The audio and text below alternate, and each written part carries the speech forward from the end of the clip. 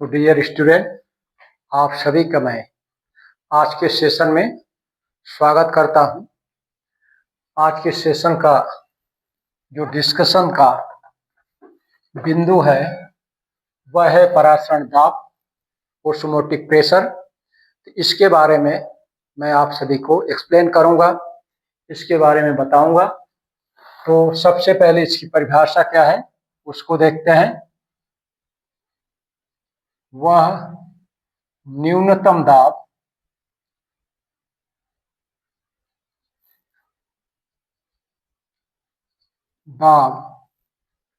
जिसे जिसे अधिक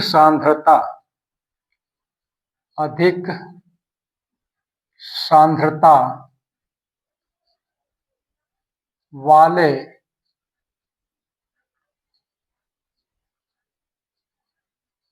विलयन के ऊपर आरोपित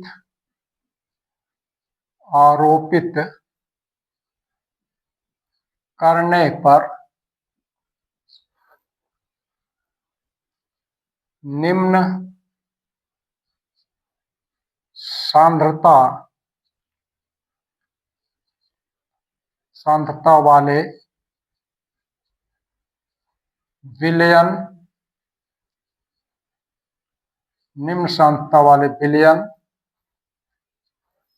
से विलायक के कणों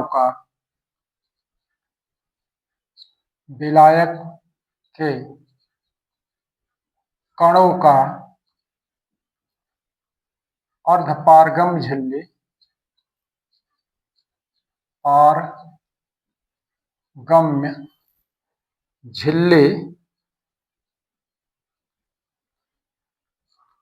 झिल्ली से प्रवाहन ट्रांसमिशन जिसे बोलते हैं, प्रवाहन बंद हो जाता है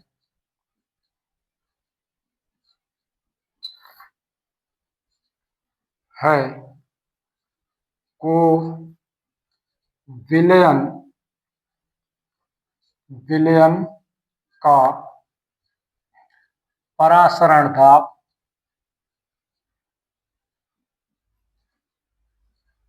ओस्मोटिक प्रेशर कहा जाता है। तो डियर स्टूडेंट, वह बाह्य न्यूनतम दाब द्रव स्थिति हाइड्रोस्टेटिक प्रेशर भी इसे बोलते हैं, जिसको लगाने से अधिक सांद्रता वाले विलयन से निम्न सांद्रता वाले विलयन से विलायक के कणों का अर्धपारगम झिल्ली से प्रवाहन बंद हो जाता है को विलयन का परासरण दाब कहा जाता है। कहने का मतलब कि अधिक सांद्रता वाले विलयन पर उतना बल आरोपित करते हैं जितना कि परासरण क्रिया को बंद कर दे, स्टॉप कर दे। उसी न्यूनतम दाब को क्या कहते हैं? विलयन का परासरण दाब। The minimum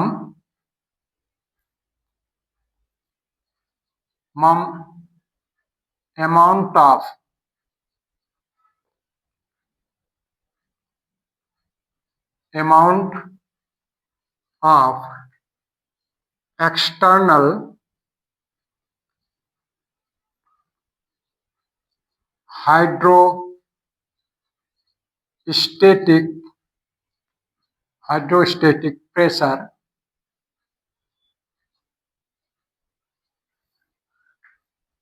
applied on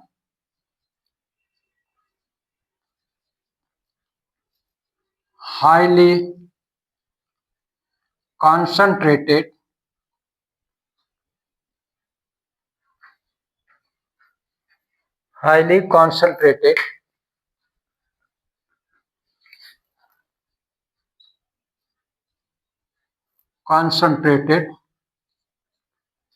solution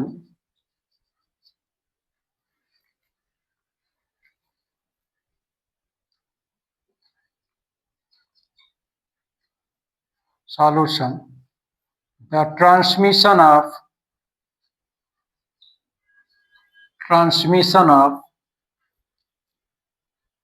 solvent molecules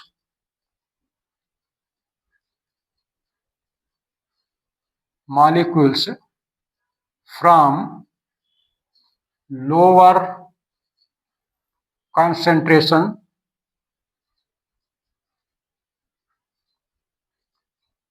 solution is called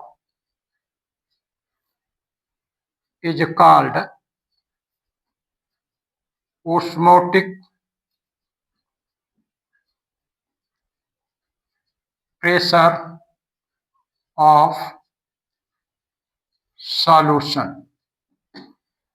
तो डियर स्टूडेंट, इस तरह से परासरण दाब की परिभाषा है कि वह न्यूनतम दाब जिसे अधिक सांद्रता वाले विलयन के ऊपर आरोपित करने पर लगाने पर निम्न सांद्रता वाले विलयन से विलायक के कणों का अर्धपारगम झिल्ली से प्रवाहन बंद हो जाता है, उस दाब को ही क्या बोलते हैं? परासरण दाब, विलयन का परासरण दाब। इसके कंसेप्शन को मैं इस फिगर द्वारा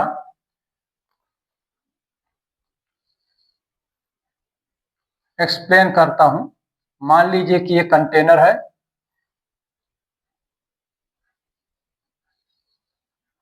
इस कंटेनर को अर्धपारगम झिल्ली से दो भागों में डिवाइड कर दिया गया है। इस तरह से एक भाग में अधिक सांद्रता वाला, अधिक सांद्र विलयन भरा है और एक तरफ इस तरफ मान लीजिए निम्न सांद्र विलयन, या इसको बोल दो तनु विलयन, तनु विलयन है। अगर आप इसको इस तरह से छोड़ देते हैं तो चूंकि इसमें अर्धपारगम झिल्ली है, तो अर्धपारगम झिल्ली की उपस्थिति के कारण इन दोनों विलयन के बीच में ओस्मोसिस की क्रिया प्रारंभ हो जाएगी और यहां निम्न सांद्रता वाले विलयन से विलायक के कण अधिक सांद्रता वाले विलयन की तरफ प्रवाहित होने लगते हैं। मान लो विलयन H2O में बनाया गया है, तो निम्न सांद्रता से विलायक के कणों का अधिक सांद्रता की ओर गमन को ही क्या बोलते हैं?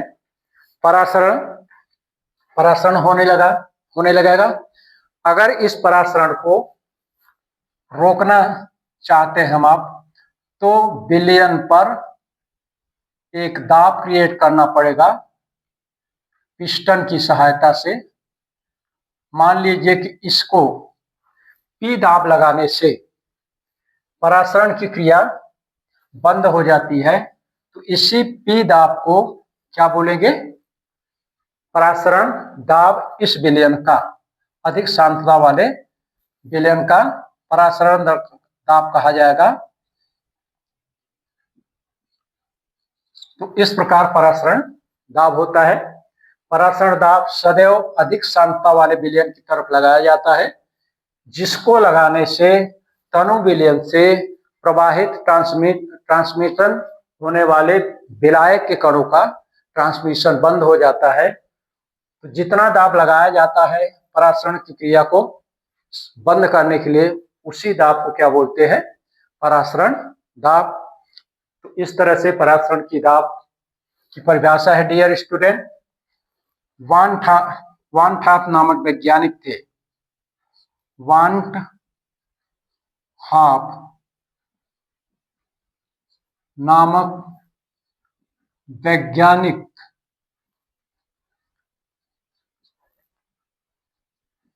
के द्वारा पुष्टि की गई है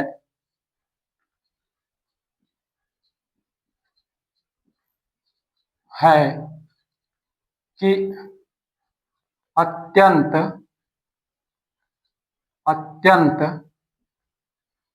तनु विलयनों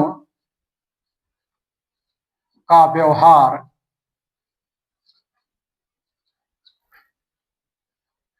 आदर्श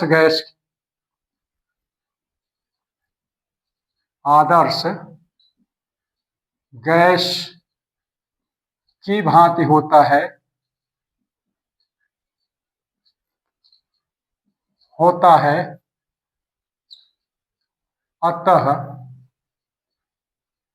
अतः तनु विलयन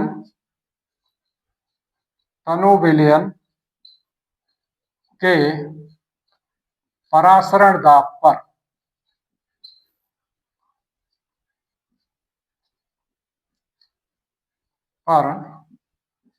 आदर्श गैस नियम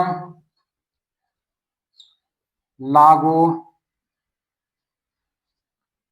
होते हैं या किया जाता है। तो आदर्श गैस नियम क्या है? आदर्श गैस नियम PV = nRT। इसे क्या बोलते हैं? आदर्श गैस नियम, आइडियल गैस इक्वेशन कहा जाता है। तो वान थाप ने बताया कि विभिन्न रिसर्च के आधार पर उन्होंने बताया कि अत्यंत तनु विलयन पर इन आदर्श गैस समीकरण को लागू किया जा सकता है। तब परासरण दाब PV = nRT, जहां पर V विलयन का आयतन है, पाई जो है वो विलयन का परासरण दाब है। तो पाई बराबर N/V, RT जहां पर R गैस कांस्टेंट है, T एब्सोल्यूट टेम्परेचर परमताप है, या फिर परासरण दाब बराबर होता है CRT के। किसी विलयन की परासरण दाब का कैलकुलेशन इस फार्मूले की सहायता से किया जाता है कि परासरण दाब, विलयन का परासरण दाब बराबर होता है CRT के बराबर, जहां पर C क्या है? विलयन की लीटर में सांद्रता है, और R आप जानते हैं गैस कांस्टेंट होता है, T है एब्सोल्यूट टेम्परेचर विलयन का। इस फार्मूले सूत्र की सहायता से किसी विलयन का आप परासरण दाब ज्ञात कर सकते हैं यदि उस विलयन की सांद्रता आपको मालूम है। तो मुझे आशा है डियर स्टूडेंट कि परासरण दाब का कंसेप्शन आपको समझ आ गया होगा, क्लियर हो गया होगा। नेक्स्ट वीडियो में परासरण दाब मापने की बर्कले एंड हार्टले विधि के बारे में आप सभी को बताऊंगा। धन्यवाद।